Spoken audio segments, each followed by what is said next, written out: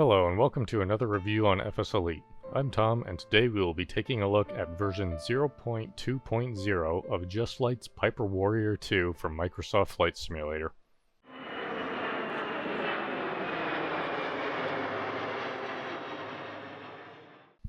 The PA-28 family began with the Cherokee 150 and 160 in 1961, with each model number referring to the model's horsepower.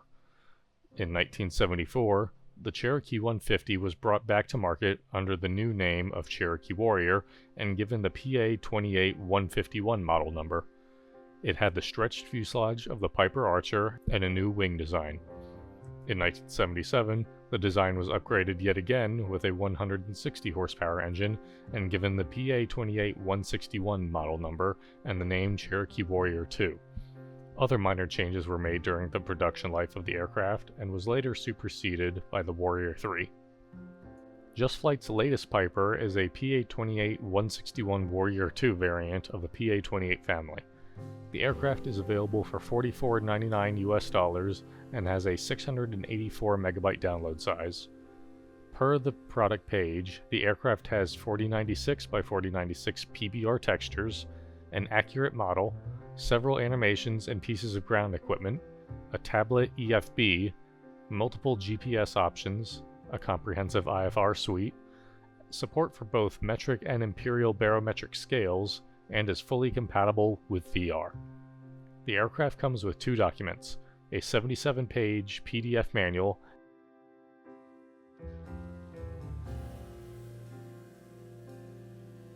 and an 18-page operational data manual.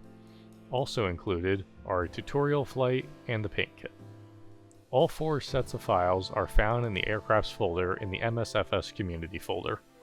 Installation of the product is very straightforward with a simple installer that has you log into your Just Flight account to verify ownership.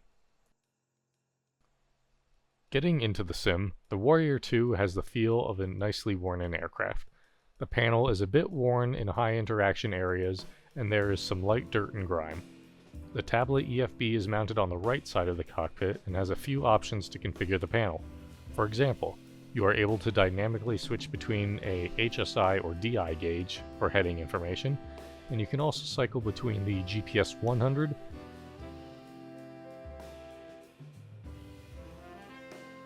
GNS 430 and 530 combo,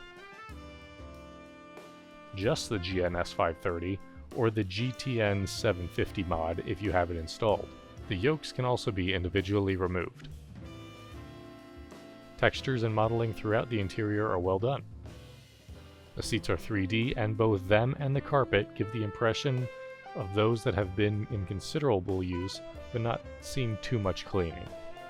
The only texturing hiccup I noticed was the view from the floor looking at the underside of the seats, but realistically, why are you crawling down on the floor in the first place? As far as the gauges go, animation is smooth and they are easy to read both in and out of VR. The switches and buttons all have nice tactile sounds.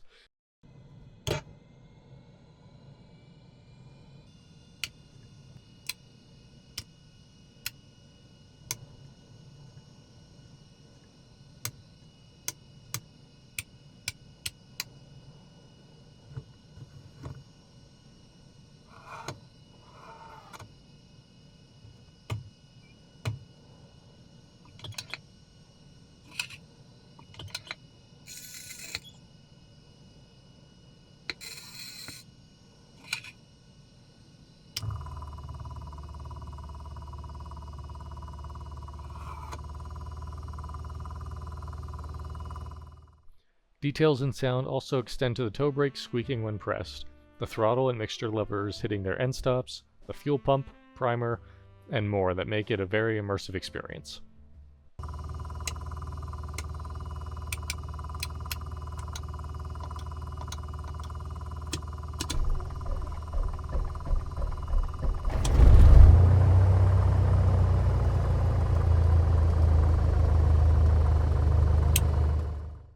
If you're flying into the sun, the visor can be moved into position and actually works very nicely to reduce the glare in a realistic looking way.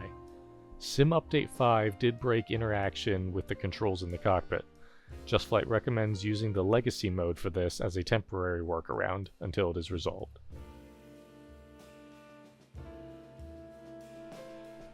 Animation of the two yokes, the rudder pedals, and the throttle and mixture controls are well done and very smooth. The only animation that I would have liked to seen for the control was the toe brakes, which did not appear for me. On the way outside, we can use the EFB to open up the door and cargo compartment. The door and pilot side window have click spots to open from the interior as well. We can also use the tablet to add or remove the wheel fairings, chocks, tie downs, and tow bar. Don't forget to remove the tie downs and chocks before taxiing though, they will hold you in place. Ask me how I know. The exterior modeling is just as well done as the interior. The panel lines are nicely captured and appear to be accurate from what I can tell from pictures of the real aircraft. Animations of control surfaces and the wheels are smooth, and the wheel struts compress in reaction to different weights, touchdown speeds, and braking. There is an option in the EFB to enable or disable a co-pilot. This co-pilot is reflected in both a change in aircraft weight and a co-pilot model appears from the external view. The aircraft comes with 8 paint schemes, a list of which is on the product page, and range from the UK, US, French, German, Canadian, and Australian registrations. At night, the aircraft is nicely lit up to a degree that I would expect from a GA aircraft of this type.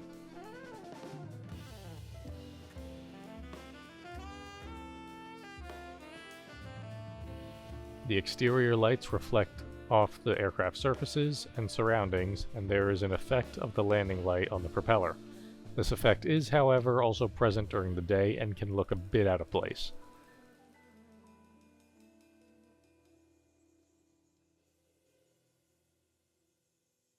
The cockpit panel is nicely illuminated with an ambient glow that is able to be dimmed.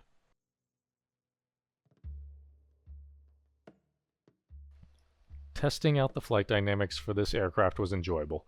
Using the provided operational data manual, I went through the performance tables and compared the expected values to ones I would get in the sim. For example, the 0 flap takeoff distance table, I determined my pressure altitude, checked the air temperature, used my weight and desired takeoff speed, and got my headwind and tailwind information from the tablet, and figured out what my expected takeoff roll would be. Picking a few random values for temperature, weight, and liftoff speed, the results I got were fairly close to what the data table said I should get. I got similar results for the other data tables as well.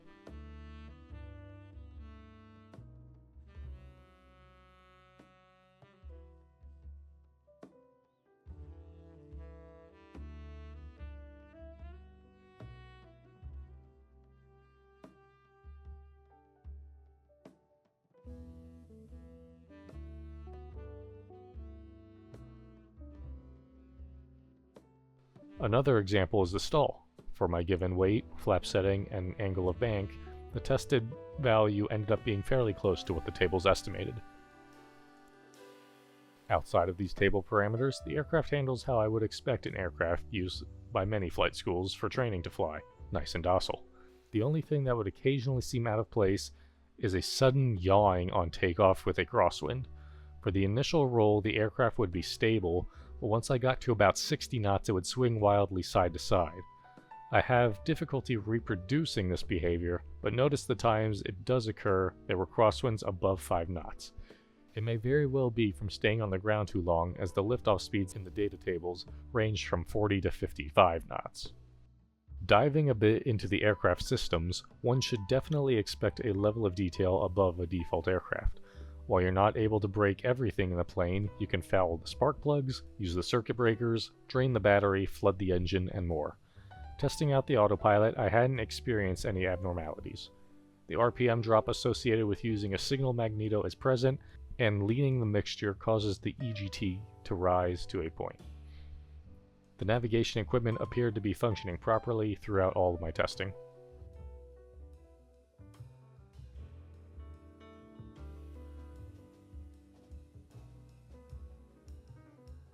Overall, Just Flight's Warrior 2 is an excellent aircraft. With an almost unnoticeable performance hit and being simple to operate, many users should be able to easily enjoy it. The price falls in line with what I would expect from similar products on Prepared, with a satisfying set of features in addition to taking advantage of some of the newer features possible in MSFS. Having flight dynamics that closely mimic data tables, with some light consequences to mishandling the engine, add to the experience. The aircraft is enjoyable both in and out of VR, and make for a great pattern aircraft or local explorer.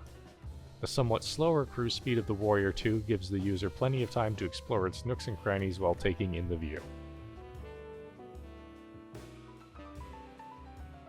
Did you pick up Just Flight's Piper Warrior 2?